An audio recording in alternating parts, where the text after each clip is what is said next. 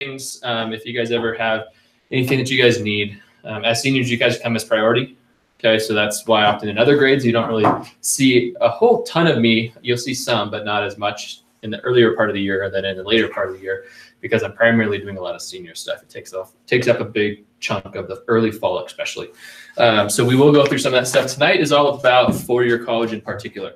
Okay, we will look at a few other areas and kind of just in a bigger picture sense, but we're going to kind of take a deeper dive from that 12th grade meeting we had earlier to specifically look at process, numbers, what's important, what are the kind of nitty-gritty details you guys need to know.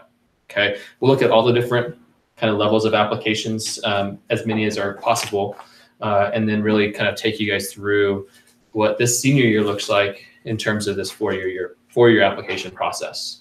Okay, we're not going to dive too much into financial aid. So financial aid is a very, very, very important part of the process. Most people require financial aid to go to college at any level, especially at the four-year level where the costs tend to be higher than, say, a junior college or things like that.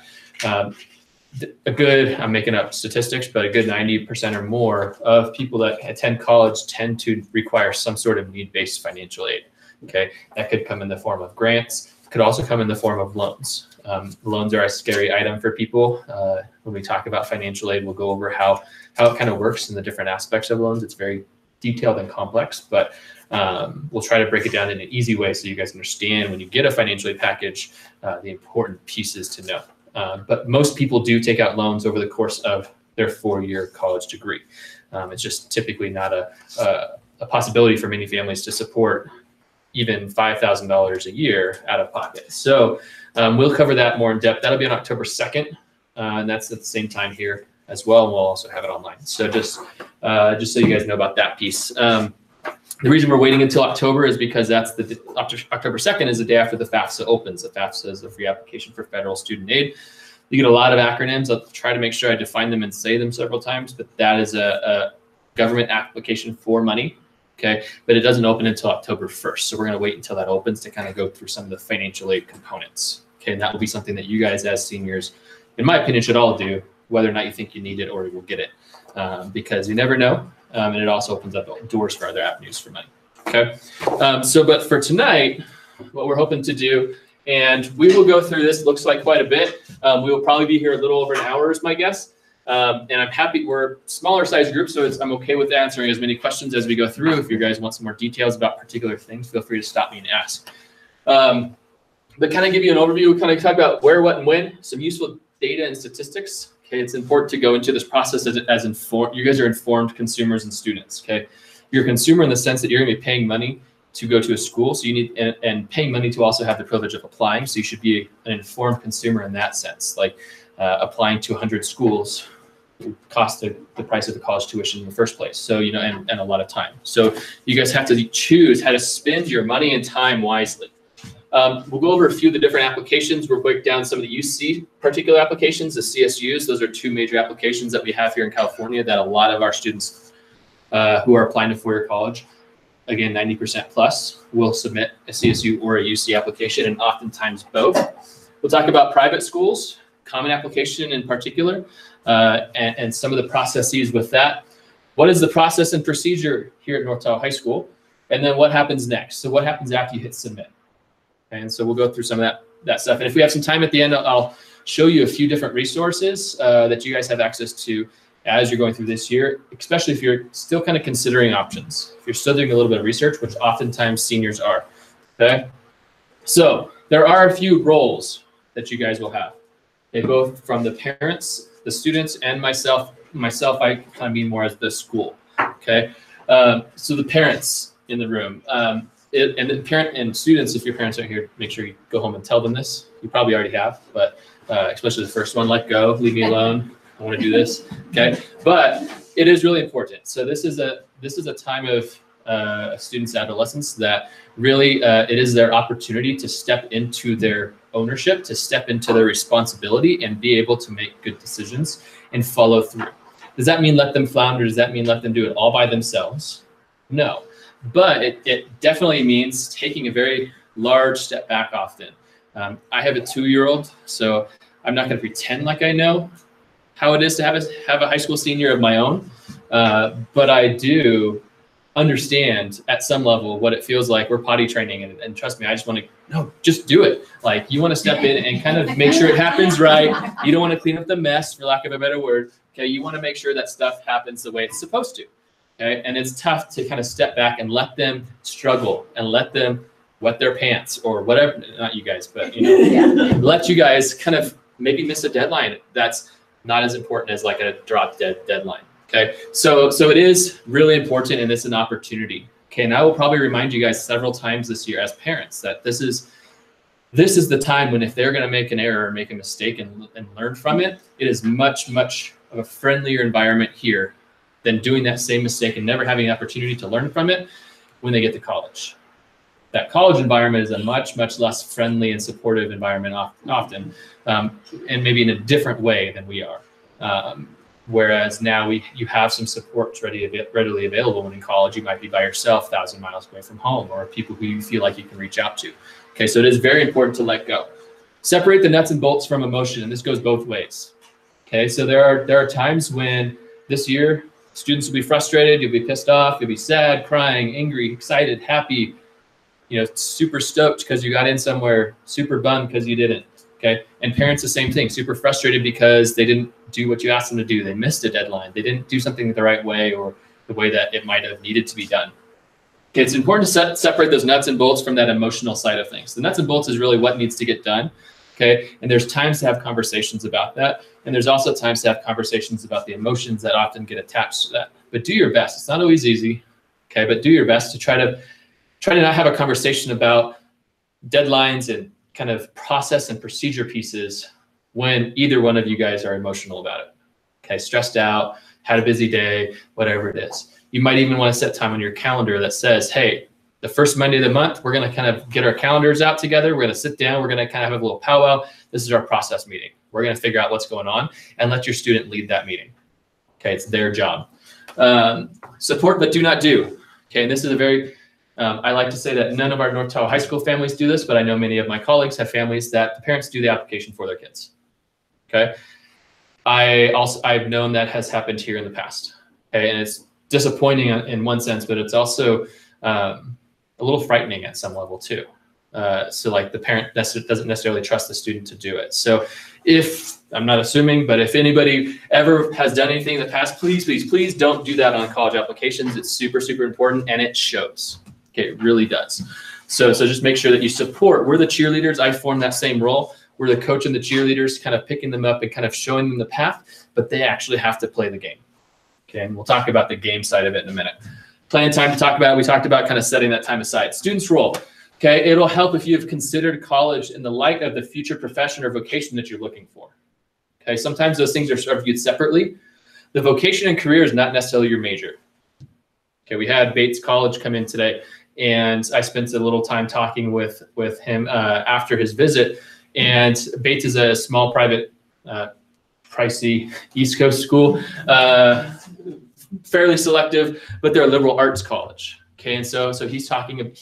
He was kind of explaining to some of the students about the idea of liberal arts versus, say, a non-liberal arts education. And so it kind of looks at not necessarily like one lens or one avenue. It looks at a lot. Okay, and so not necessarily that liberal arts are the avenue for all students, but looking at how you're going to approach college in the idea of what's coming after college, potentially, grand scheme, it really helps you make that college decision a good one.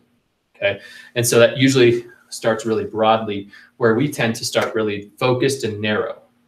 When we're looking at colleges, we as people tend to focus on the top 10 or 12 schools we might have heard of, and then go from there, versus starting kind of with, what do I want out of this? Which schools meet that? Okay, so it's kind of a backwards process. All right, so, and then our side here at school, I think I must have deleted that slide because I didn't like it. Our side here at the school is really, again, that coaching side of things. It's going to be helping you guys. Okay, I do not do for students. Okay, so like I don't send test scores. I'm happy to help. I'm happy to sit down with you, come alongside of you, and help guide you through the process. But my goal is that you learn how to do it once, and then you can replicate it again. Okay, and that's the process. The thing that's a little scary about that is sometimes people view that as, well, I just want to ask questions because he thinks I should know how to do that. That's not true. Okay, I don't want to discourage any questions. There's no such thing as a dumb question. Every day I have thoughts and conversations, and several times a month I have situations that a student will come in and I'll tell them, I'll say to myself in my head, I wish they would have just asked a question about this, because then we could have addressed it before it became a bigger deal or a bigger stressor or things like that. Okay, so don't be afraid to ask questions, but please do your research as much as possible. Okay, so like if it's an easily Googleable question, try to do that first if possible. If I can look up on the school's website and it's right there on the front page, you probably could have too. Okay, so like just learn to use your resources, be kind of practical in that sense, because then I can use my time to really focus on you guys with those questions that go a little bit deeper. Okay. So where do we go to apply? When we talk about four-year colleges, this is a general sense. Most college professionals would agree with this in some level. Some people might change the words up here. Reach, target, safety. Okay, I use those because they're kind of the tried and true words. They might use numbers, they might use colors, okay, whatever it might be, but the idea is all the same. Okay, and it's all about diversification. If you guys don't know what diversification is, it's basically, if you're familiar with the stock market, you don't want to put all of your eggs in one basket.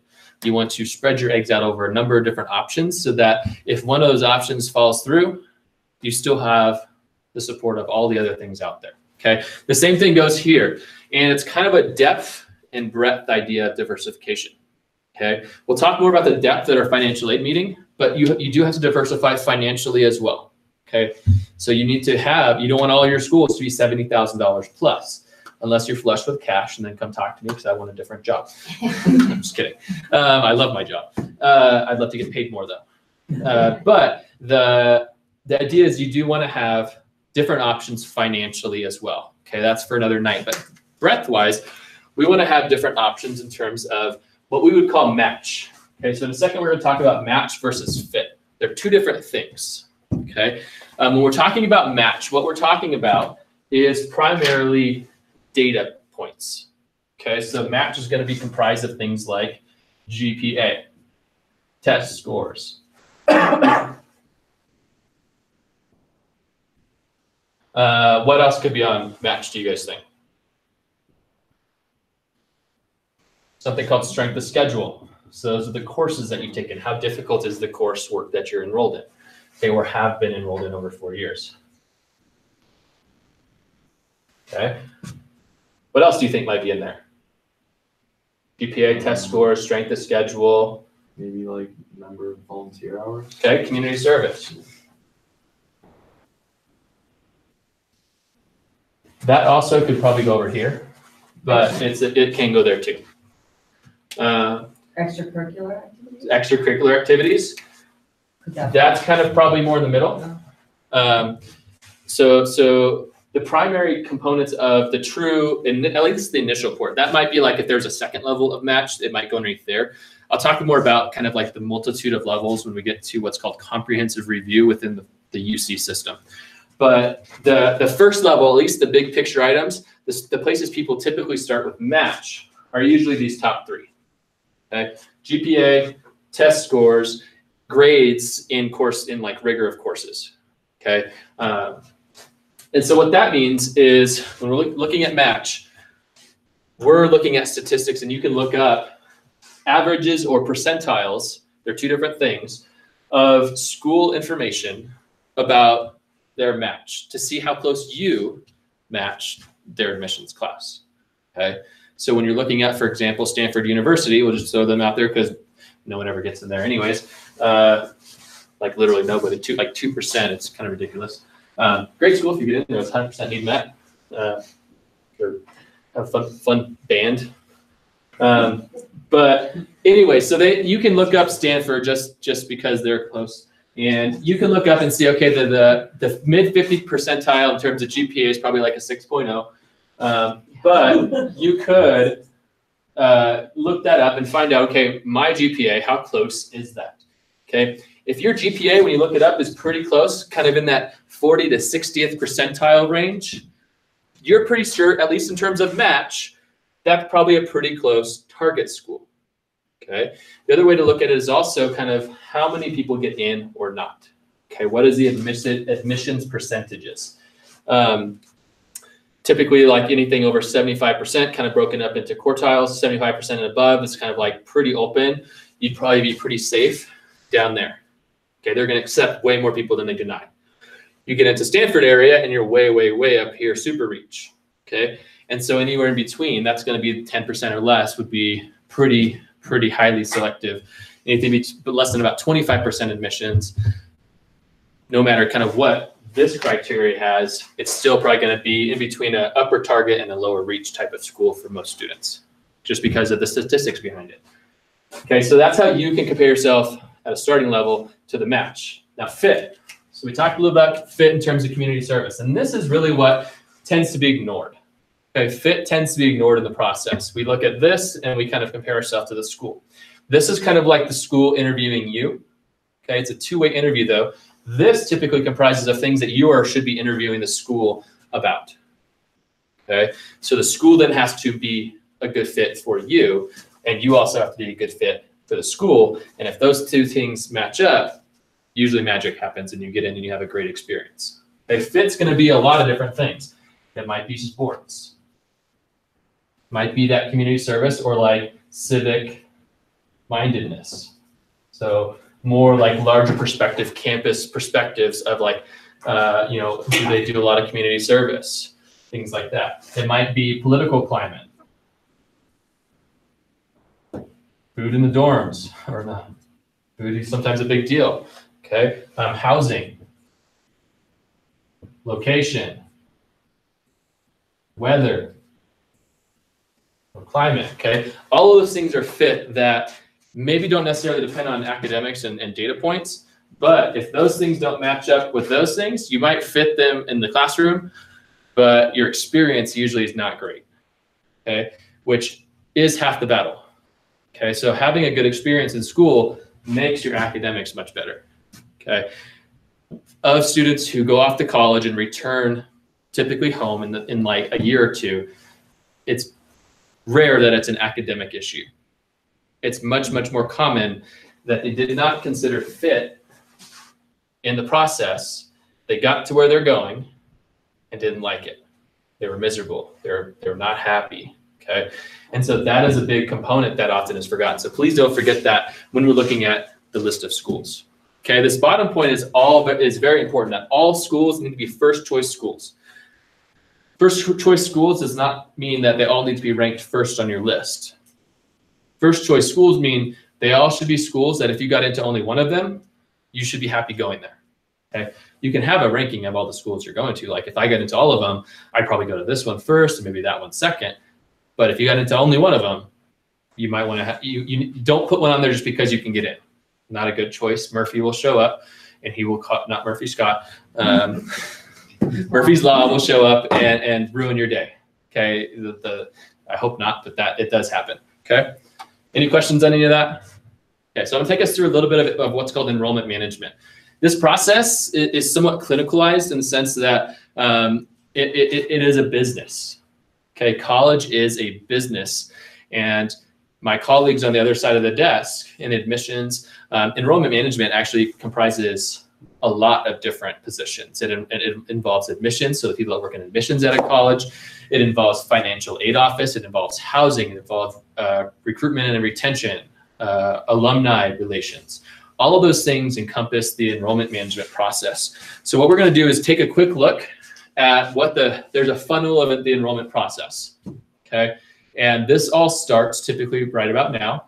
Typically actually starts earlier than this, but kind of this graph roughly starts end of junior year over the summertime. Okay, and we'll work our way down. I did blow it up, so we don't have to squint. But at the top of the process, there's suspects, and not in the sense of criminal suspects, but people that they're like, these are identified people that might be in a segment that this institution is looking for. Okay? People from our geographics is often a segment. Okay? Socioeconomic background is often a segment. Demographic or ethnicity is often a segment that people are looking at, these buckets that they're looking to fill based on institutional priorities. Okay. So they can go out and they get information, PSAT sometimes, college visits. There's a lot of data resources they can use. So they go from that and they kind of look at prospects. Okay, so this tends to be when after the first step that a student might take with a college.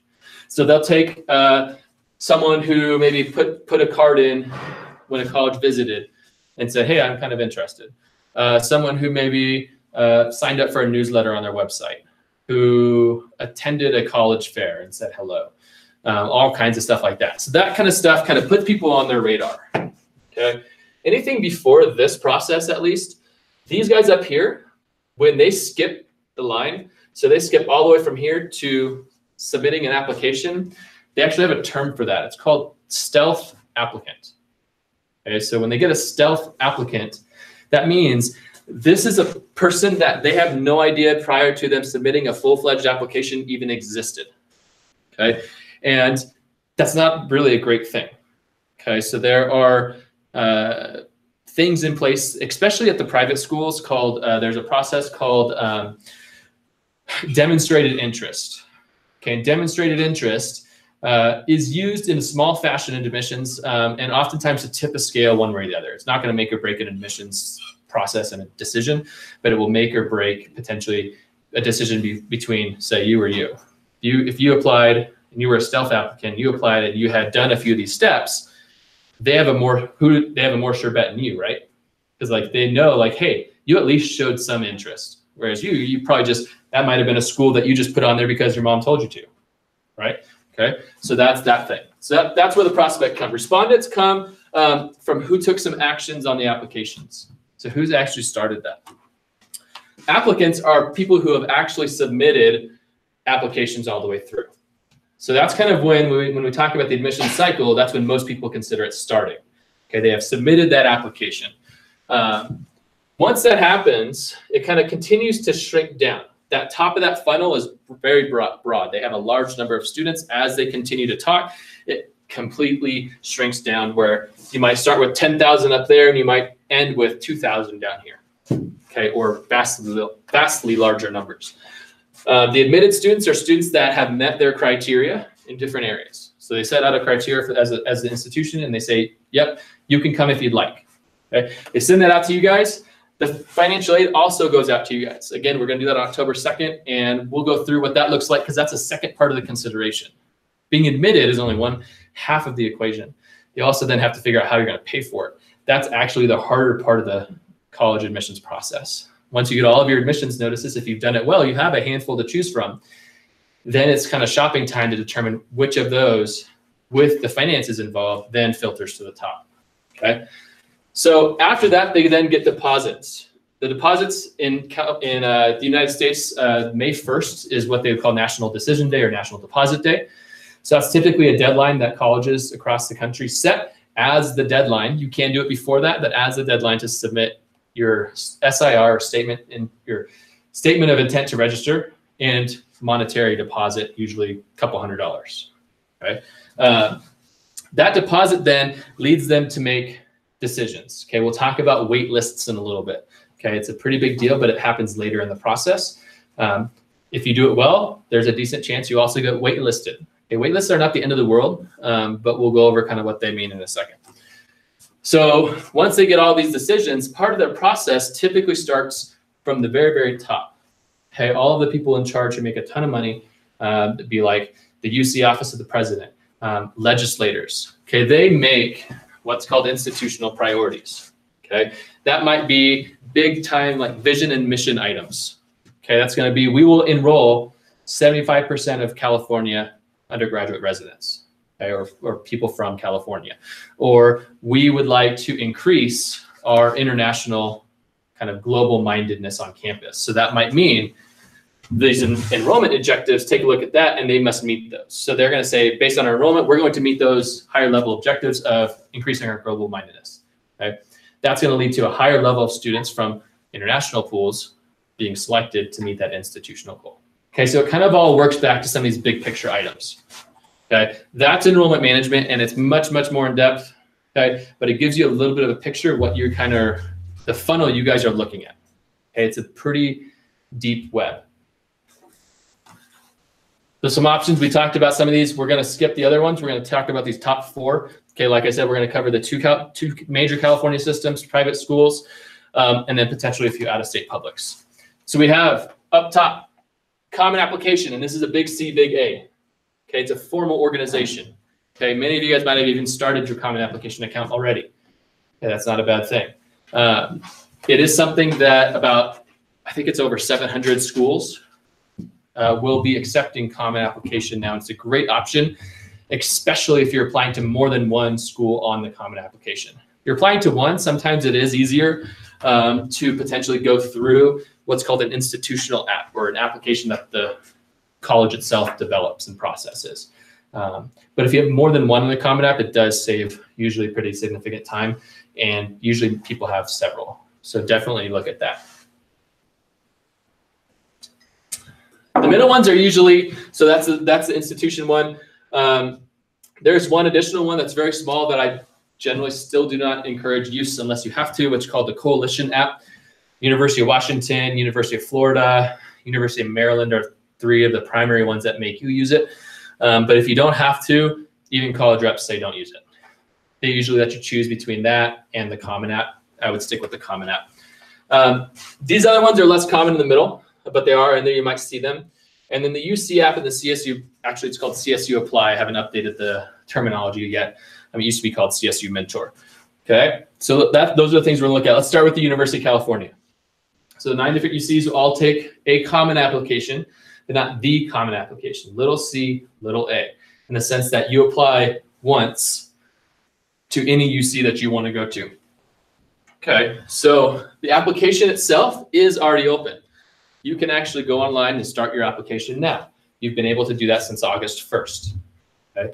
However, your submission window does not open until, November 1st. Okay, so you cannot actually actively apply, put in a credit card, pay money until November 1st comes around, but you can get all the way done up to that payment now if you wanted to. Okay, it is due November 30th. So anything after that, you're out of luck. Okay, so my best recommendation in terms of timelines, give yourself at minimum several days before any deadline and get everything submitted. Okay, do not push the deadline. Every year we have students do it, and every year a couple kids miss it by just a little bit. Our deadline system here at North Tahoe High School is relatively soft. Okay, partly because we choose to, because I don't want to ruin opportunities, say to take an AP test. So I am smart and I set my deadline a little bit before my actual deadline so that I have the ability to say, should have got it in, give you a little bit of a hard time, but still let you do it. Okay, that does not happen in college. After high school, that system is done. Okay, so deadlines are super, super important. All the applications that we're going to talk about are only online. Okay, so you will not be able to submit paper applications to any of the applications that we are going to talk about this evening. Once again, one application, it's a per campus fee. Okay, and there are fee waivers that will, if you just basically plug in your application or your income, it'll automatically decide if you qualify or not. If you qualify, it will waive up to 4 fees. There's additional program information on there. And then test scores, you'll be ordering test scores, for example, SAT, ACT scores in the process. For the UCs, you can order them straight to one test score to a school that you're applying to, and it's shared across the whole system of UCs. Okay, so you don't need, if you're applying to 4 UCs, don't save yourself like 30 something bucks. Don't order a test score to all of them. Order one to a school you're applying to. Okay. There's also a cool little, let's see if it'll let me do this. A cool little thing that you can access, and literally it's putting me to sleep. Literally, I Googled apply online California freshman. Okay, there's not really a great link for it, so that's the best way to get there. Okay, but it's a nice little 4-page PDF that you can download in a very cool gradient color scheme. Okay, that breaks it down step by step. Okay, it's going to talk you through applying broadly, picking an email address and sticking with it. Okay. The next page kind of goes into learning a little bit about the personal responses. There's personal insight questions, writing components. Why is it important? What are some tips and tricks? On similar websites, there's also, the UC publishes a whole personal insight question guide. I would highly encourage you guys to download it and read it. It will go through specifics of what they're looking for, so you know how to answer those, not necessarily the answers of what you're writing about, but like why you're writing them. Okay. Talking about scholarships, it'll talk about fees. Checklists are super important. So what do you need to do? Test scores, annual income. What do you need to complete this application? And then follow up, okay, after that, after you submit, which is super important, okay, and many times overlooked. Okay, there are steps, and it gets fairly confusing and fairly complex because after you've applied, you'll get portals to all 7, 8, 9, 10 schools you've applied to that you got to keep logins for. You'll get messages and communications through them, so it gets a lot to juggle. Okay, but those follow-up steps, if you don't do them, it could jeopardize your entire admissions. Okay, so there are deadlines, there are steps that you must complete. Okay, so it's just a good research or a good tool for you to access. So UCs, please don't start all at the beginning. Okay. I want to put this up there. I don't want to scare you guys with these numbers, but I do want to give you a realistic perspective. Okay, and this is what, so I just got this on Monday of last week at the UC conference where hundreds of other college counselors, school counselors, administrators, joined all the UCs and their admissions directors and a bunch of other people that goes through specifically the UC information, okay? And the reason I put this up there is because I want you to understand the statistics behind your admissions, okay? This is just the UC. You could put up similar numbers for CSUs, private schools, things like that, okay? And this demonstrates the importance of applying broadly, okay? Oftentimes, people tend to rank UCs kind of in terms of better or not. Okay, so a lot of times people will say Berkeley, UCLA, San Diego, something like that. Okay, and oftentimes it's also tied to the number of applications they receive. UCLA actually received the most amount of applications of any college in the United States. Okay, Berkeley is typically in a very close second. And so what ends up happening is we'll submit a UC application, and we'll pick Davis, UCLA, Irvine, in San Diego just for picking 4, okay? All with over 90,000 applicants, okay? Most of which are admitting less than 30,000 students at the top level and less than 15 kind of at the lower end, all right? And so the thing that's challenging is when we look at this, we might say, hey, I've got a pretty good GPA. I'm a pretty good student. I got great test scores, okay? Even accounting for students who somehow make it through the application process and hit submit, okay, and like have no fighting chance, okay, they're 2.0 students, like a bunch of Fs on their transcripts, stuff like that, okay, that might take away 13,000 students from UCLA, okay, you're still out of 100,000 students, so it's really just to understand kind of like it's not always just about you, okay, so it's not always something you did or didn't do, okay, when you submit. Not to say you should not submit your application, but just knowing like UCLA, Santa Barbara, San Diego, Berkeley are all reach schools for almost every student in our campus. I would venture to say every single student, okay? Primarily because 100,000 of those students at UCLA probably are valedictorian 4.0 plus students with great test scores, okay? And they only selected 13,000 of them for admissions. Okay, so that's just the biggest thing is really kind of realizing that nothing that you can or can't do, okay, is preventing you or letting you do it. It's really about their priorities in that process. How are they looking at things? Okay, so if you get a denial, just know that it's not just about they didn't like you. It's you just might not have fit this time, and it's okay. Okay, that's why applying broadly is super important. No letters of recommendation. Okay, so that's great. Okay, the only exception to that is UC Berkeley may go out later in the process. And it's only if they specifically ask you. Okay, you don't need to do anything with that now. Don't even start doing anything with that. They do not want them. They do not need them. They will not consider them. So don't even worry about it. They do consider writing. Okay, so there's personal insight questions.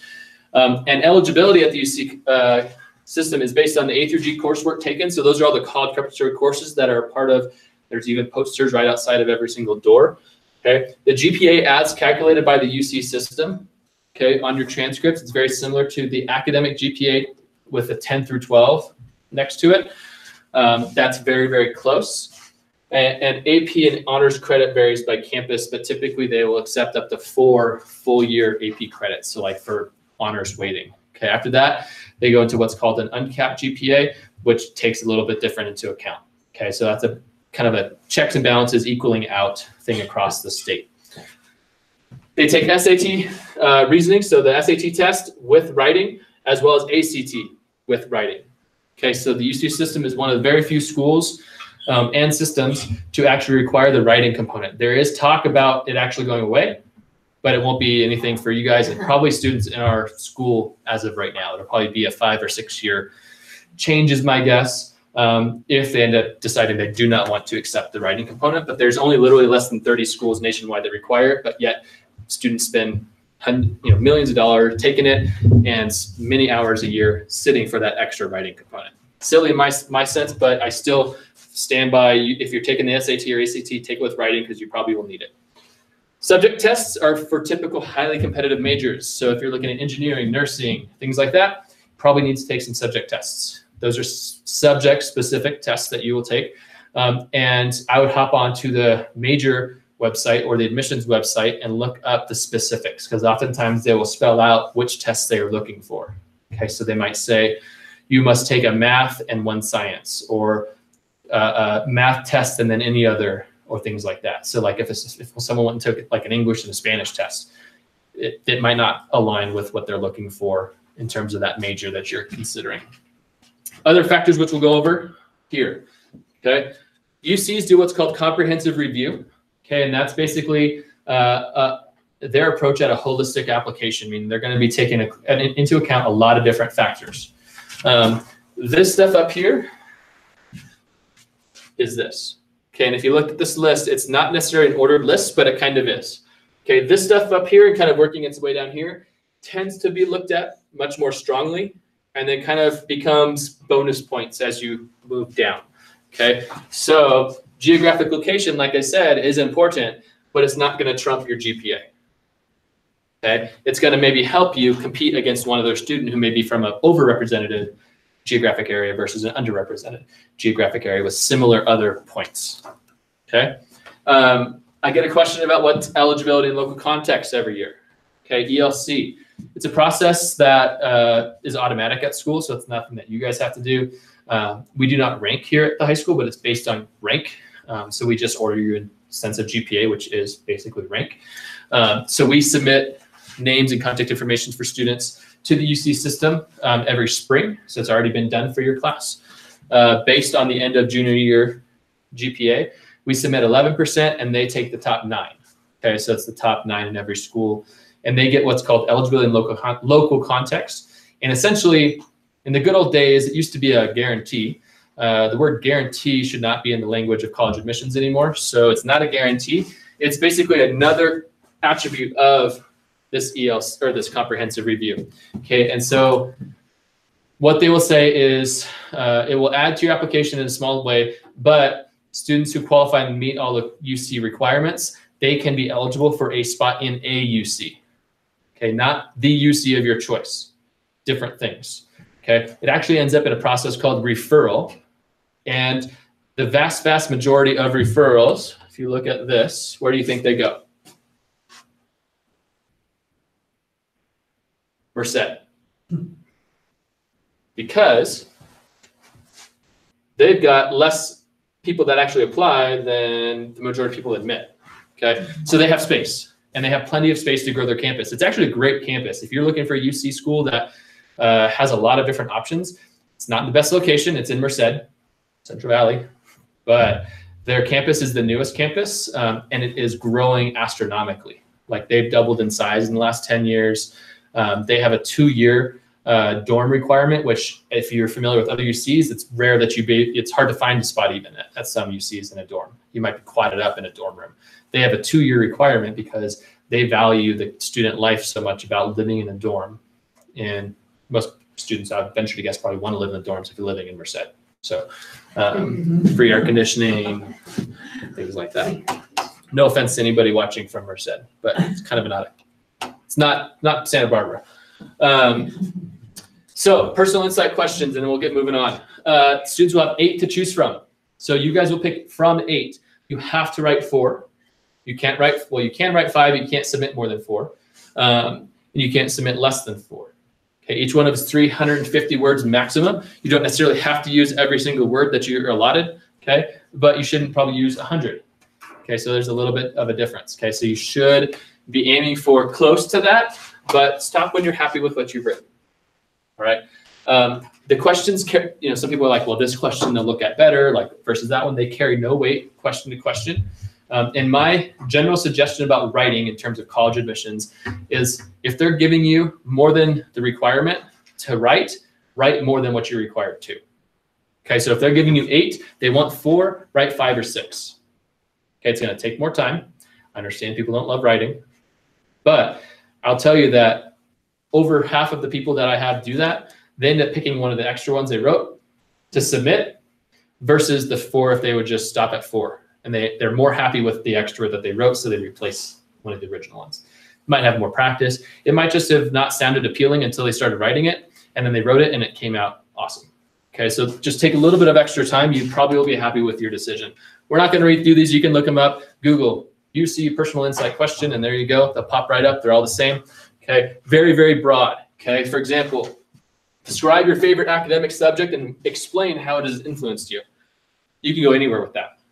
Okay, not super specific. So think outside the box a little bit sometimes, but definitely make sure you answer the question. We will have some RTI sessions throughout the fall about writing for college purposes. Okay, so I would encourage you guys to come to that. We'll cover a few pieces then.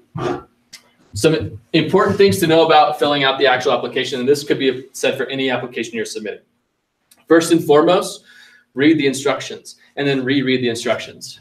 Okay, those 100,000 students, very easy to weed out the people that can't follow directions and get down to 80,000 students. Okay, first thing they do, did you follow the directions? If you can't follow directions, why would we admit you over 80,000 other students? It's a pretty easy kind of like litmus test. That's the first thing I do when students come in and ask me questions, is I'll sit down and I'll read over the directions with them. And oftentimes they'll answer their own questions just by reading it. Okay, so sit down and actually read through them. Even the stuff that pops up like, hey, do you agree to this? And we all just scroll and hit agree. That's important stuff to read in this process because you never know what you're agreeing to. Okay, I agree to pay $0 unless I show up and then I pay $100,000. Like, so like you will be held accountable for that. Help and FAQ sections on the website are super helpful. You just have to dig a little bit. Okay, they usually have, you're not the first students to have applied. They know what people will ask. They get thousands and thousands of phone calls every single year. If you ever have to call an admissions office, be prepared to sit on hold for a couple hours, especially in high kind of volume times of the fall. I'm happy to go over any application students want to, and I highly encourage it. Every year I catch things, okay, that are often overlooked. Most frequent catches are going to be things like not entering coursework correctly, not calculating GPA or entering the wrong things. Okay, so it's not necessarily fixing your name, or I have caught a number in a name before. You don't want to be number 11. Like, it's not a good thing. We do not report class rank, so that's disappeared. So don't worry about that. If they ask you to report class rank, you either leave it blank or enter a 0, but just try leaving it blank and it should let you go through. It's usually, I've never seen a situation where it's been required.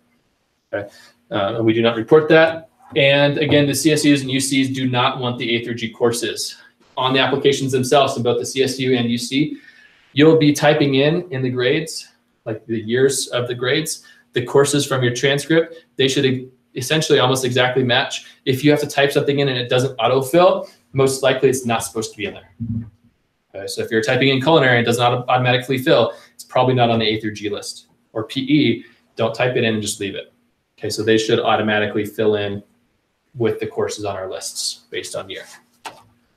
Okay, we're gonna breeze through CSU because it's fairly similar. There's not a lot different, there's actually a lot less. Okay, so the CSUs are probably the easiest applications apart from like the enrollment application at a junior college that most students will complete. There's no writing involved. So there's no essay, no personal statement. They don't want any of it. They're not looking for it. Okay? There are no letters of recommendation even considered. Okay? And the eligibility is strictly based on a formula. This is the most impersonal of the application processes. You actually become a number to these systems. I find it hard to believe that the CSU even has people read applications because there's nothing really to read. It's something that a computer could look at and read, but they say they do. But basically what ends up happening is it takes high school GPA, again, the UC GPA that's throwing out all the PEs and non-college preparatory courses, very important courses for graduation, not something they consider.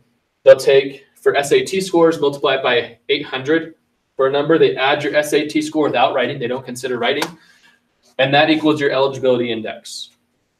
Okay, there's calculators online. You could go online and plug it in if you wanted to, just to find out. The number's not really going to help you a whole lot. They don't publish what their minimum kind of numbers are by campus or major, things like that. They do have a minimum, so you have to meet 2,900 for most campuses. That's the California resident minimum, okay? And non-residents, so if anybody lived in Nevada or things like that, it raises that up to about a 3,500, okay, to be eligible to apply. Most students will meet that. It's usually not an issue. When you do the math, it ends up being about a 2.5 GPA and a relatively 800, 900,000 test score. So it's relatively moderate, relatively lower GPA and moderate test score to be eligible. However, let's see if I have it on the next slide. They will have what is called impacted campuses. The 23 CSUs have impacted campuses on many campuses, as well as impacted majors on many of those potentially impacted campuses. And what that means is they have overfilled their programs or their campuses and are actually not necessarily looking to increase enrollment. They're either looking to maintain or decrease enrollment. Okay, a few of the most common campuses that tend to be both what's called campus-wide impacted and program-specific impacted are Cal Poly is frequently one of those. San Diego State's another one of those. San Francisco State can be one of those. Some of those, Cal Poly is almost impacted every single year at every level. Okay, so that one's pretty much a guarantee. The other campuses can come and go depending on the year, how they apply. San Diego State's pretty common. Long Beach is pretty common.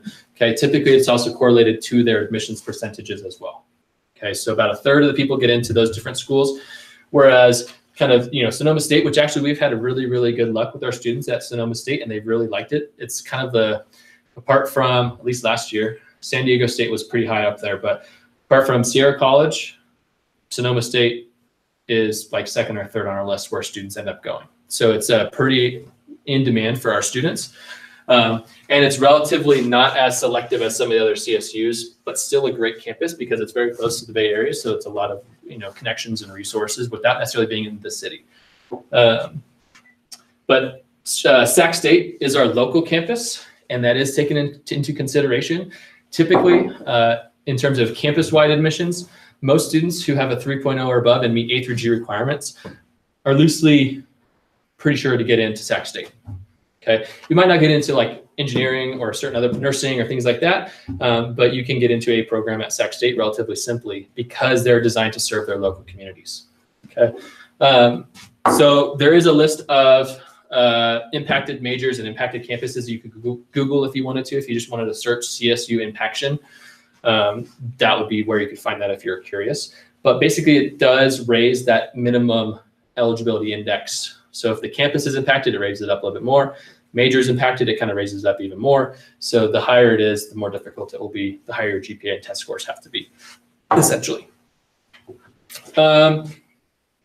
Using the exact version of your name. So if you go by nickname, if you have two last names, okay, super important because they don't assume things in college. If there's Jimmy, Joe, John, and then Jimmy, John, that are part of have the same address, but they get different application than their test scores, for example, they just assume they're weird parents and they named them the same thing. And there's two people living at the house. Okay. They don't connect those things together. Okay. So if you go double check, especially if you have nicknames, stuff like that, because a lot of times, like you maybe wrote it down, created your College Board account a long time ago, and you didn't realize that. And now you have to go change it. I just had a student come in that needed to do that this morning. Okay. So it is important just to double check and do not try to remember things. Okay, college application process is about specifics.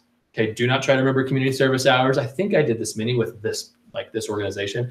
You need to know that.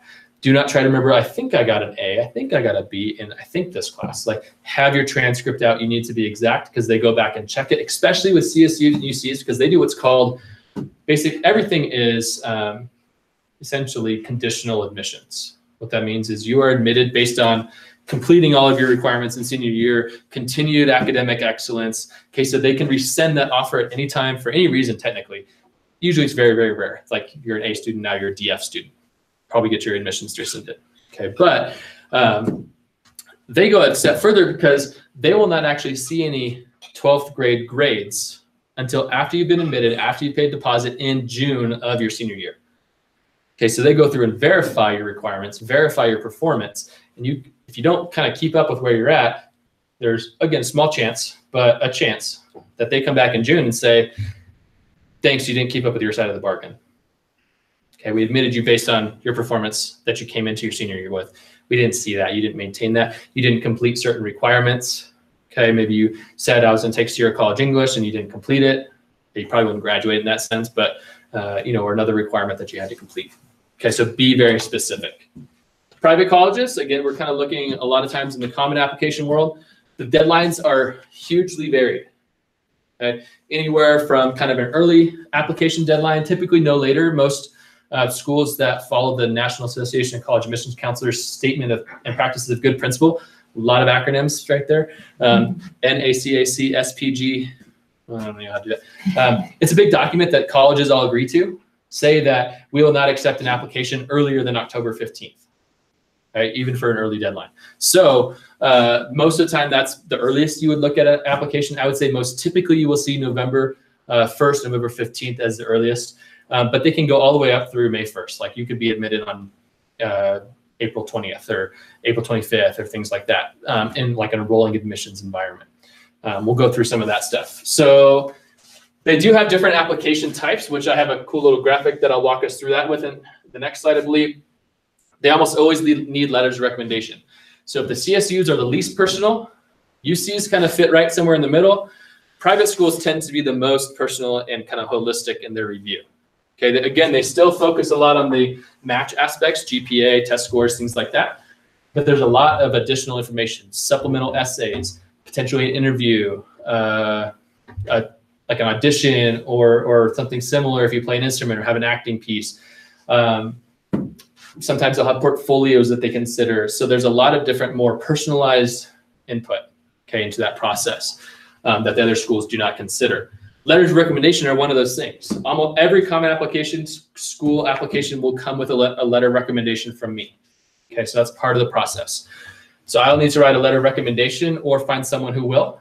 Okay, and while we're on the topic of letter of recommendation, I kind of popped in really quickly to you guys' pathways class this last week. Letters of recommendation start with a senior profile. Okay, and once that's complete, a personal ask. Okay, and what that means is I will probably write letters for almost everybody in our school. I need time, but I'm still expected to I'm expecting to be asked to do so. Okay. Having an email just pop up saying like, you've been asked for a letter of recommendation is relatively impersonal for the amount of time and energy it does take. And I'm actually pretty good at it. I can get one done in about an hour. Okay. The personal ask is especially important for teachers who can't just shut their door like I can if I'm up against a deadline and just get a letter done. Okay. They often take 2 to 3 hours to write their letters. Okay. Out of typically their own personal time. So their kind of input and information is super important for your success in your college application. So you should be going and asking them, okay? And you should be thanking them, and you should be checking in along the way, okay? It's a big deal. But for any of us at school, we typically require a copy of this prior to starting. And this is basically an extended resume, okay? Some of the stuff you guys might already have on a resume, maybe from junior year pathways. Attach it to it and skip the stuff that you already covered, okay? But there's a lot of other information, for example, in what ways are you different from your freshman self? Assets of character. Okay, so like by citing an example, describe how you worked well independently or have been self-directed to accomplish a goal. Okay, these are things that go into a letter of recommendation to let us breathe life, because I believe it or not, I don't know everything that you're doing outside of school. I don't know how you've grown, all that stuff. So it is important for us to do. I like to include it, but also include our own personal interactions with students as well. It just brings life into your application. Yeah. Where can we find it online? So this is the last paper one. Online on the school counseling website, there is underneath the quick links menu. Okay, there's a button that says counseling forms. Okay, so it lives right there. Yeah, and it's a Word document, so you can just type right into it. It makes it really easy for us to read. You can just print out copies. You can share it with us online, and we can print out copies. You can. I usually try to keep a handful printed in the office, but it's usually easiest. You can type as much as little as you want, okay, and it's just an easier way to do it. Okay, but yes, they are typically available. There's one here if you want to pick it up. First come, first serve. Secondary school report goes with that. That's basically a transcript and some rankings. Basically, it's information about our school. A school profile also goes with it, which is everything they need to know about our school. I'm kind of finalizing that this week. And then if you're curious what it looks like, it's usually posted on our website underneath quick links as well. A Midi Report is something different that goes with college applications for the common application in particular. Midi Report is basically update. Like I said, CSUs, UCs do not get information until after you've graduated. These private schools, they're usually making decisions kind of right around February timeframe. And they kind of want to know how they do first semester. What did they get A's? Did they get B's? And that will impact their admissions decision. Okay, so they will see your first semester grades before they make an admissions decision. Okay, so it is important. So senior year does matter. With the letters, we do expect two weeks at minimum. If you have a shorter week, I can typically make it work. Teachers have a much harder time, like I said. So plan ahead. And if your teacher's last name start with a J or Lefevre's, they oftentimes are very, very busy. Okay, they're probably our two biggest letter writers. Okay, so if that's the case, you might want to have some conversations earlier on because they do run out and they do run out of time. Okay, so if they kind of go on first come, first serve basis for the most part. Okay, so please just have those conversations early. All right, how are we doing? You guys hanging with me? I got maybe 15 minutes if you guys can handle that. Okay. This stuff is pretty important though. So when you're looking at application types, there's a lot of different options, usually presented in acronym format. So you'll probably see RD, RA, EA, ED, REA, all these different acronyms, and this is kind of what they mean. Usually kind of see it next to like fall admissions, EA, fall admissions, regular decision, or things like that. The left three are what are called non-restrictive applications, meaning you can do anything you want with your applications. If you want to apply to 100 regular decisions and 500 rolling admissions decisions, you could if you really, really wanted to. I don't think anybody ever could do that, but there's your challenge if you want to accept it. The regular decision is your typical, what most people think about college admissions cycle. Opens up on a certain day, it's open for a certain period of time, submit your application in that window, and it closes, and then they make decisions. Okay, pretty standard stuff. Rolling admissions, this is by far the largest of all the options. Good 80, 90%. Rolling admissions is typically, you'll see them, UNR is a good example of a rolling admissions school. Okay, you usually see rolling admissions, Montana State's another great option. They have an opening date, and then they just say basically submit your application between these two dates. We're gonna get your application, we're gonna process it as soon as we get it. If you qualify, we're gonna get you in, okay? If you'd like a really great pat on the back and Montana State is in your list, submit that thing early. In about 2 weeks, you'll probably get an acceptance. Okay, it's a great thing to feel about having like, I can go somewhere, okay? And so it's like mind-boggling fast. Sometimes it's like, I had to just push that like last night. And it's like, congratulations, welcome to Montana State. Okay, but it's kind of a cool process too, because like oftentimes it's often not also the highly selective schools. They don't really have, they're the more typically they're much more accepting in terms of the number of students they're able to take. Sometimes that correlates to like maybe just not as popular, the location, things like that. They're just maybe have plenty of space. Okay, that's rolling admissions. They usually do have what's called the priority deadline and then a final deadline. Priority is like, hey, you can qualify for certain financial aid packages, things like that. But then the final deadline is like usually in late spring when they say we're not accepting anybody after this. Early action, okay. Probably apart from this guy, and this guy, early action is probably the second most prevalent. And what that is, the ones on the left also do not carry any admissions advantage, okay, from the getting in standpoint.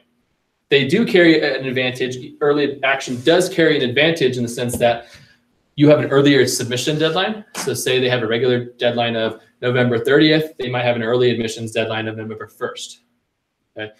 They will bump up the release notices of admissions ahead of time. Okay, so that early deadline will let you hear back sooner whether you're in or out. That does not carry any admissions benefit. Okay, you're not agreeing to anything, so it doesn't help them in any way other than kind of start their reading process earlier so they can spread it out a little bit over 3 months instead of 2. Okay, this is not a binding contract. You can apply to, again, as many of those things as you want. You can intermix all of these. It really doesn't matter. Okay, however, we cross this black line here, and these two are what are called restrictive application plans. The most common one would be early decision or ED. Okay, this one is very, very important. Okay, this one carries legal and financial consequences if it's broken. Okay, so what this means is it is binding in the sense that when you apply as an early decision applicant, it usually shares or is very close to a deadline as an early application. You may even see both at the same school. But what that does, early decision, you're signing an agreement ahead of time saying, and it's literally, you will sign one, a parent will sign one, and I sign one, saying that you understand that you're signing a legal agreement, entering into a contract with this school. So what it says is, and why it's a benefit, is that you're saying to this school, you are my #1 choice. If you give me acceptance, no one else matters. Okay. You're also a sure bet because that binding agreement says, if you admit me, I'll do a couple different things. #1 is I will call all other schools that I've already applied to and take back my application. So I will withdraw my application for every other school. #2, I will place an immediate deposit upon notification of admissions, usually in like November, December. #3 is why it's a good benefit in terms of the admission cycle is they're looking for what's called yield, okay, or take rates. How many people are of that admitted class? All those UCs, you saw applications really high, admitted much lower, kind of attending much less.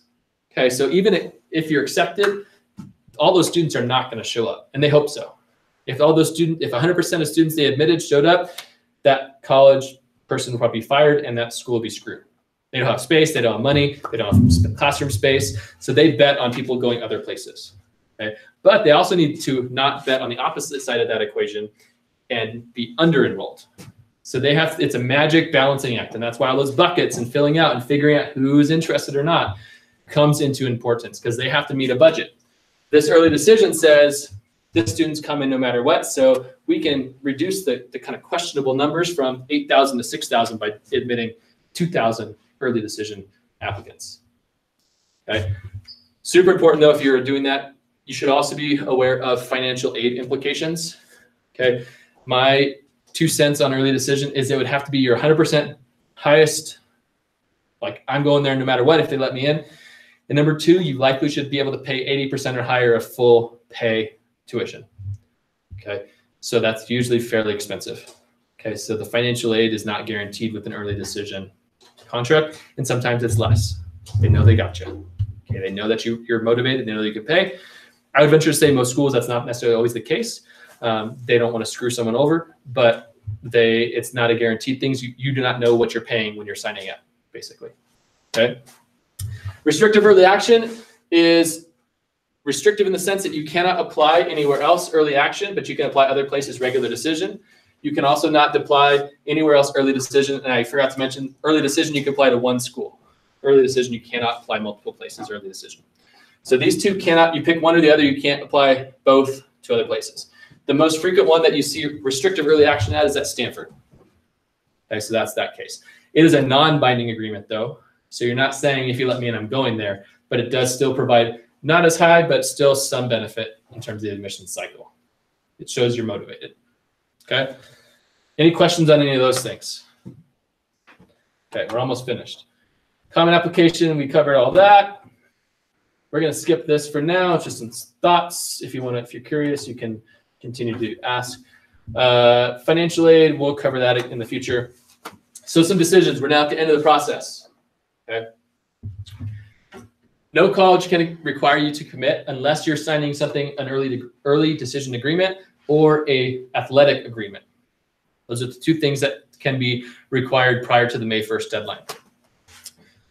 You should receive financial aid offers in the form of a financial aid award letter.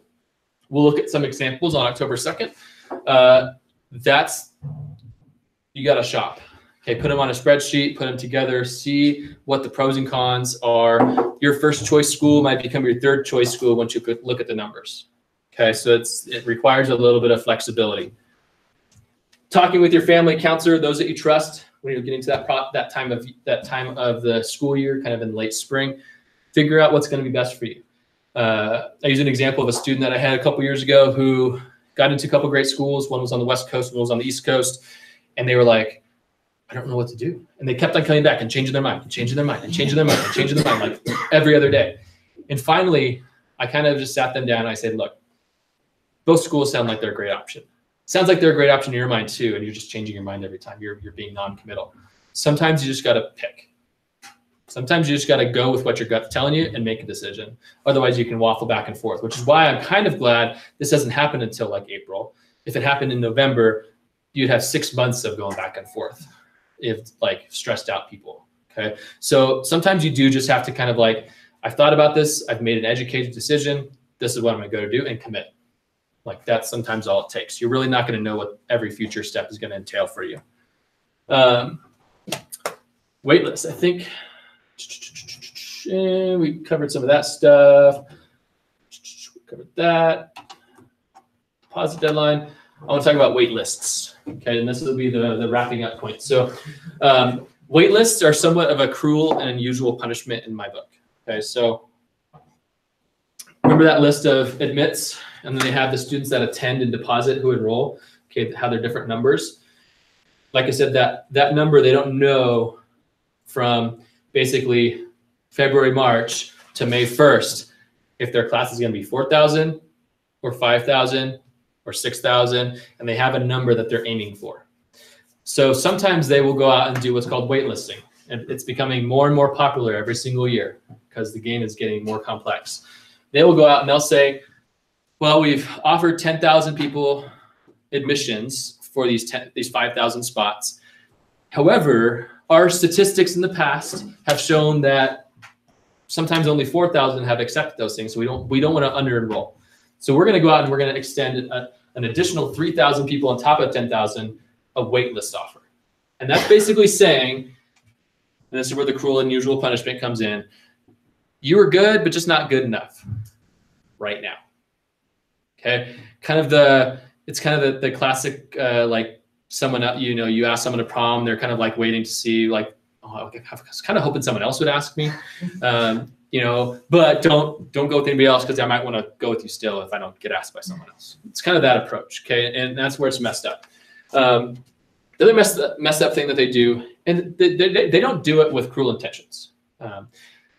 It's often said that they're not college denial officers. Like they're college admissions officers. Their main goal, they're very nice people. They want to do as best they can to admit students who are qualified and meet their goals. But it is sometimes cruel because then they also don't tell you what your chances are, okay? And so on this, so let me show you some examples. This is again from the UC system. So Davis, for example, sent out more than 3,000 waitlist offers. They have to accept the waitlist offer. So 3,000 people of maybe 5,000 they offered the waitlist to accepted that offer of the waitlist.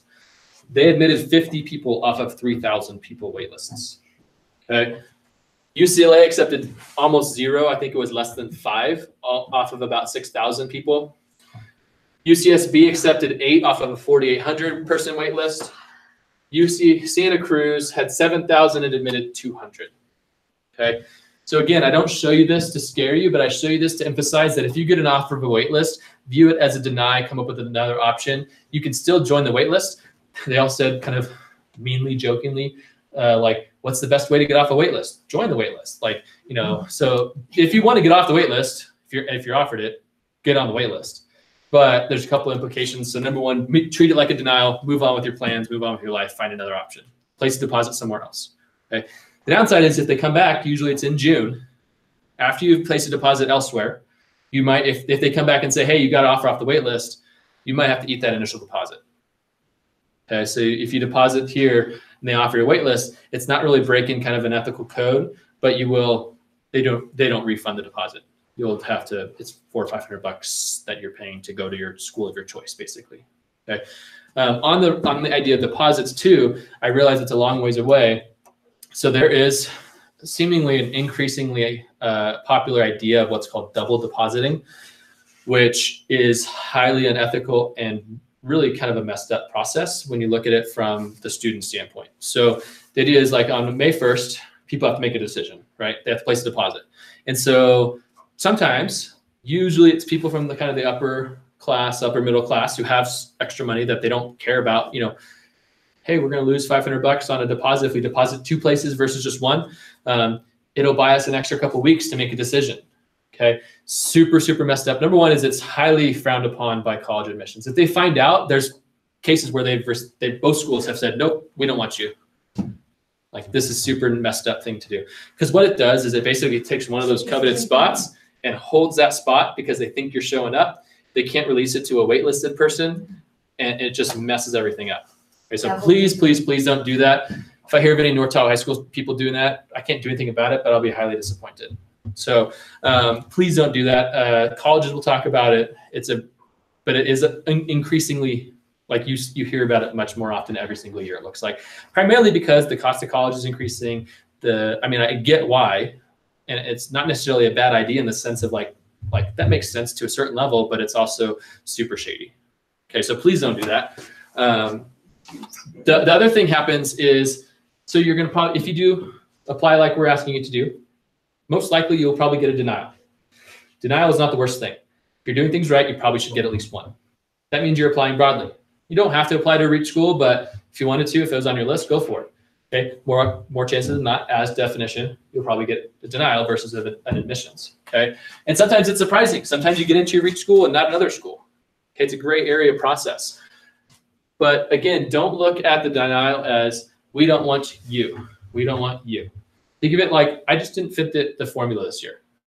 There's not many other colleges out there that are perfect fits for me that said yes.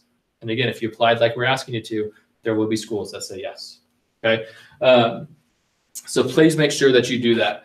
Once you, and we're wrapping up, once you guys have placed a deposit, there's one more best practice that again goes back to help people. If you find yourself on the waiting list, you'll appreciate the people that do this.